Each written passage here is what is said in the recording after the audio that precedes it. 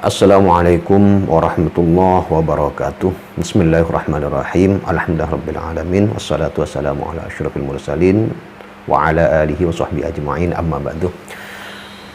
Banyak orang tua yang sekarang sedang mencari pondok pesantren untuk memondokkan putra-putrinya. Ada beberapa trik bagaimana cara memilih pondok pesantren yang baik. Yang pertama, kita harus tahu siapa tokohnya, siapa kiainya, siapa para ustadz yang ada di dalam pondok pesantren itu. Dan ini juga akan membuat kita tahu tentang sanad keilmuan dari pondok pesantren itu. Kenapa? Dari kiainya. Kiainya itu sanad keilmuannya dari mana? Kalau sanad keilmuannya jelas, maka insya Allah pondok pesantren itu juga akan sangat baik untuk putra-putri kita. Kemudian yang kedua, yang tidak kalah pentingnya adalah kita harus mengetahui ideologi pondok pesantren itu. Karena tidak tertutup kemungkinan namanya pondok pesantren ternyata ideologinya berbeda dengan yang diinginkan oleh kita, yang diinginkan oleh kedua orang tuanya. Maka tidak heran ketika nanti dia keluar dari pondok pesantren, loh kok kamu jadi begini nak? Kok kamu jadi begini? Nah itu berarti dia ketika mau memondokkan tidak mengetahui ideologi yang ada di pondok pesantren tersebut. Kemudian yang ketiga, perlu juga diketahui tentang manajemen kepesantrenannya. Kurikulumnya, semuanya. Guru-gurunya seperti apa, itu semuanya harus diketahui. Untuk membantu memberikan informasi seperti apa program-program yang ada di dalam pondok pesantren itu. Apakah rajin sholat berjemaah, apakah kemudian mempraktekkan sholat sunnah, kemudian pengajiannya seperti apa, kitab-kitab yang dipakai juga seperti apa, itu semuanya perlu diketahui. Kemudian yang keempat, ini juga membantu setiap orang tua untuk mengetahui tentang pondok pesantren adalah mencari tahu tentang alumni-alumni yang muncul dari pondok pesantren tersebut. Alumni yang telah selesai belajar di pondok pesantren tersebut.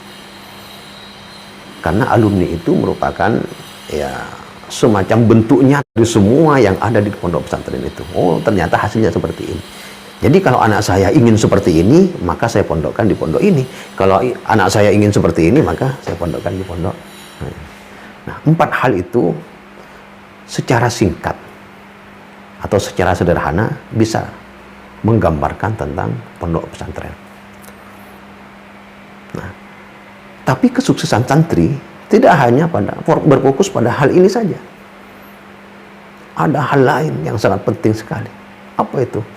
Yang pertama, doa orang tua. Harus dimanapun anak kita, doa orang tua yang paling utama. Kemudian yang kedua, peran orang tua itu seperti apa dalam memondokkan anaknya.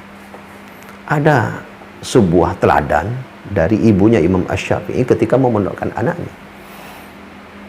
Anggaplah memondokkan, padahal dulu yang menyerahkan ke seorang syekh atau menyuruh anaknya berangkat ke tempat-tempat tertentu untuk mencari ilmu, sebagaimana yang diperintahkan oleh ibunya untuk pergi ke Irak. Akhirnya Imam Syafi'i berangkat ke Irak. Sebelum berangkat, apa pesannya? Kata ibunya, nak, kamu berangkat mencari ilmu dan kita bertemu di akhirat. Nah, kamu berangkat mencari ilmu dan kita bertemu di akhirat. Nah, hal ini menjadikan anak kita itu tidak berpikir tentang rumah, tentang orang tua, tentang lingkungan rumah dan lain sebagainya. Tidak kepikiran itu, sehingga bisa fokus pada ilmu. Karena ternyata kegagalan santri baru itu biasanya bukan hanya karena santrinya tidak kerasan, tapi orang tuanya juga yang gak kerasan jauh dari anaknya. Jadi kalau orang tuanya sudah mengatakan, kamu jangan pikirkan rumah, sudah fokus pada pelajaran kamu, fokus pada mencari ilmu, maka insya Allah anaknya akan sukses. Kemudian teladan yang juga dicontohkan oleh ibunya Imam Asy-Syafi'i adalah ketika Imam Asy-Syafi'i sudah masyhur di Irak, ada beberapa tokoh ulama dari Irak itu yang datang ke Makkah. Kemudian mereka diberi halaqah, diberi kesempatan untuk menyampaikan ilmunya. Nah, ketika sedang menyampaikan ilmunya, sedang mengajar di Makkah, mereka sering mengutip perkataan Imam Asy-Syafi'i sampai ibunya itu mendengar dan akhirnya bertanya, Syafi'i yang dimaksud itu siapa? Ternyata Muhammad bin Idris Asy-Syafi'i, putranya. Akhirnya ibunya itu berkata, berarti anak saya sudah sukses mencari ilmu, maka sudah waktunya diperbolehkan untuk pulang walaupun nggak sampai mati. Ini kan kita bertemu di akhirat artinya kan sampai mati. Ternyata nggak sampai mati, Imam Syafi'i sudah sukses. Akhirnya karena sudah diperbolehkan pulang, Imam Syafi'i siap-siap pulang dari Irak. Dan informasi rencana kepulangan Imam Syafi'i ke Tanah Suci itu kemudian didengar oleh masyarakat Irak. Dan mereka memberikan banyak hadiah. Ada berupa kendaraan, ada berupa bekal. Akhirnya banyak sekali yang dibawa oleh Imam Syafi'i.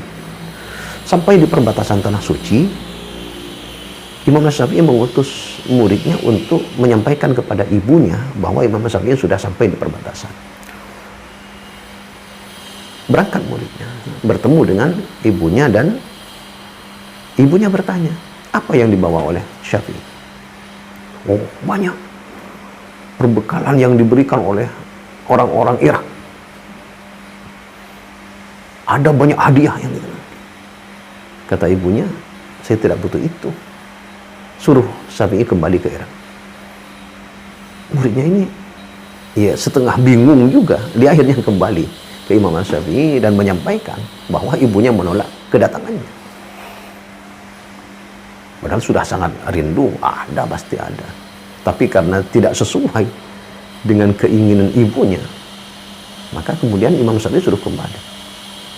Sampai di hadapan Imam Asy-Syafi'i, Imam Syafi'i bertanya, apa yang disampaikan ibu saya? Kata muridnya, sampean disuruh pulang ke Irak, suruh kembali ke Irak. Akhirnya oleh Imam Asy-Syafi'i, ya sudah, saya tahu maksud ibu saya. Hanya semua hadiah yang diberikan oleh orang-orang Irak itu diberikan kepada orang-orang yang ada di Tanah Suci. Diberikan semua. Sampai Imam Syafi'i hanya membawa kitab ke rumah.